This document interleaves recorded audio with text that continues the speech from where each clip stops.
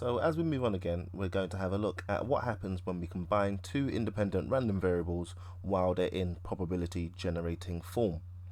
Well, when I first introduced probability generating functions to you, I did mention that this was one of the benefits of having our random variables in probability generating form. We were able to combine them through actually just multiplying the two probability generating functions.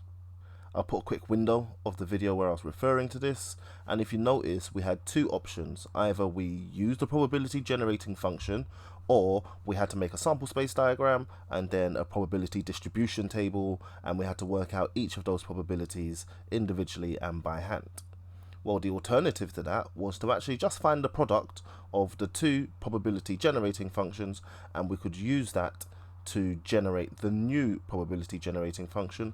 Now this only works, be careful, it only works for the sum of two independent variables. So that means we were adding the results of the original distributions. This will not work for subtraction, and it will not work for division. If you think about it, part of the criteria to have a valid probability generating function was that the powers needed to be positive integers.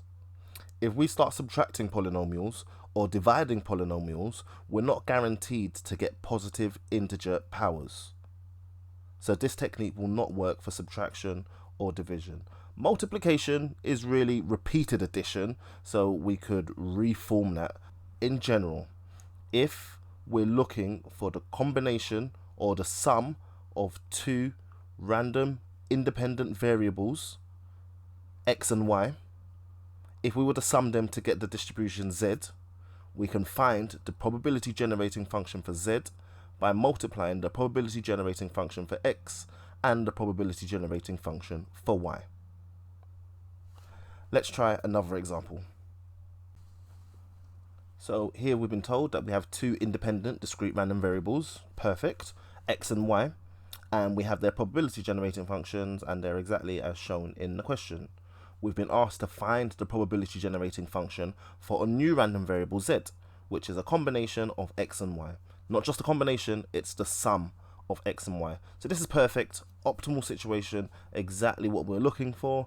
We know that the generating function for z is simply going to be the generating function for x multiplied by the generating function for y. The product of the generating function for x and y. So let's go ahead and just multiply these out. We should anticipate that the lowest power of t is going to be t to the 0, and the greatest power of t is going to be t to the power of 3. I'm going to use my two-row technique as usual, but I'll just speed through this for you, and let's see what the final answer is. Okay, and quite quickly, here we have our probability generating function, 1 over 6 plus 5 over 12t plus 1/3 t squared plus 1 over 12 t to the power of 3. Okay, so in part B of the question, we're asked to show that the expectation of z equals the expectation of x plus the expectation of y. Okay, well let's just go ahead and find each of those and see whether or not this sum holds true. So the expectation of x is going to be the first derivative of the probability generating function with 1 substituted in. So let's just go ahead and differentiate, and then we can substitute in our 1. When we differentiate, there's no variables to substitute the 1 into, so we once again get a half. The expectation of y, when we differentiate, we get a half plus 1/3 t. When we substitute into that, we get a half plus 1/3, which is 5 over 6. And finally, let's find an expectation for z. So that's going to be the first derivative of the probability generating function for z. When we do differentiate, we get 5 over 12 plus 2/3 t plus 3 over 12 t squared. We can simplify that and just have 1/4 t squared.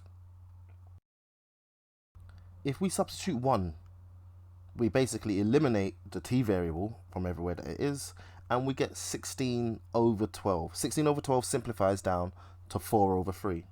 So the expectation of z was 4 over 3. Okay, now that we have all the expectations, let's just verify whether or not adding the expectation of x and the expectation of y will give us the expectation of z. Well, a half plus 5 over 6, what does that equal? Just into your calculators quickly. a half plus 5 over 6 does actually equal 4/3. A half plus 5 over 6 equals 4 over 3.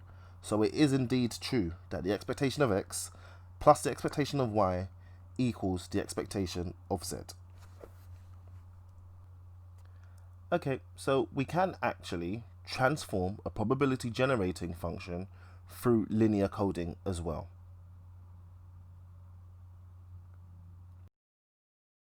Let's see how that might have happened with a discrete random variable. So transforming this probability generating function into a discrete random variable, we get outcomes 0 and 1 with a probability of 2/3 and 1/3. Using the linear coding y equals 2x plus 1, we could code the discrete random variable.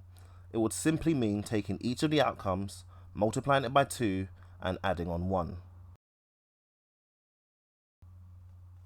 The corresponding probabilities would be exactly the same, the 2/3 and the 1/3.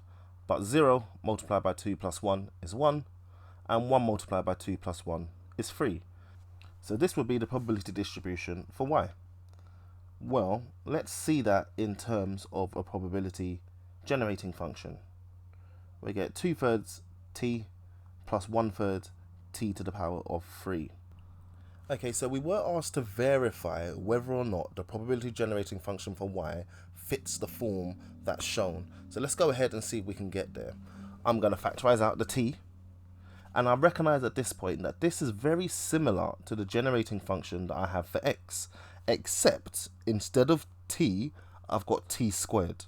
So I can bracket it off like this, saying that I've swapped out the t for a t squared. So I do in fact in my bracket have the probability generating function for x with a t squared rather than a t. So yes, we verified that the generating function of y does fit this form. This result that we got has some relationship to the original coding function we were given. The power of the t on the outside is going to be the addition that we did, and the power of the t that's been substituted in is going to be the coefficient. Well, we can generalize that here. Let's say that we have a coding function y equals ax plus b.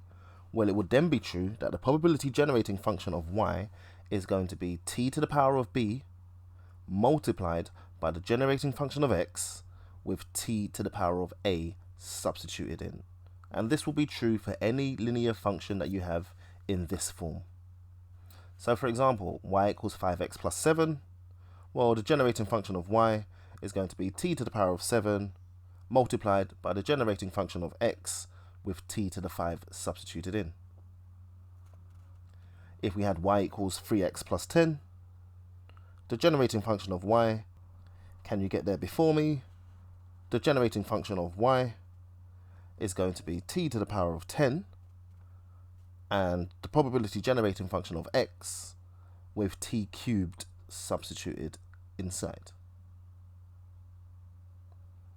In general, if the discrete random variable x has a probability generating function, then the probability generating function of the discrete random variable y, which has the coding ax plus b, where a and b are positive integers, is found to be as shown.